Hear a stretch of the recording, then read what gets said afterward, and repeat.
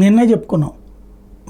My home వాళ్ళదే ఇప్పుడు TV నేను కొనుక్కుందాళ్ళు వాళ్ళు అక్రిదాన్ని ఒకటి వేస్తున్నారు, ఏదో వెంచరు, దానికి సంబంధించి పెద్ద ఎత్తున ప్రచారం చేస్తున్నారు. నిన్న అదే జరిగింది. వెంటనే వచ్చిన నిన్న పొద్దున్నుండి కంటిన్యూగా చేసిన దెబ్బకి నిన్న వాళ్ళు పెట్టిన ఈవెంట్కి పర్ఫెక్ట్గా సక్సెస్ అయిపోయింది. అలా ఎన్నైతే ఉన్నాయో దాదాపుగా అన్ని బుక్ అయిపోయినాయి.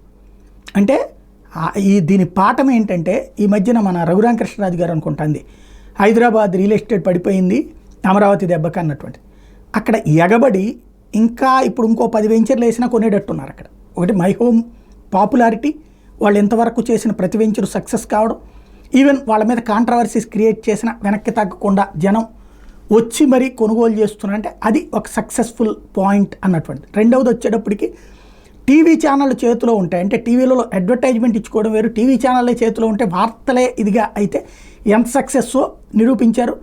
మ్యాక్సిమం అక్రిత క్లియర్ అయిపోవడం అన్నటువంటి దానికి సాక్ష్యమైంది.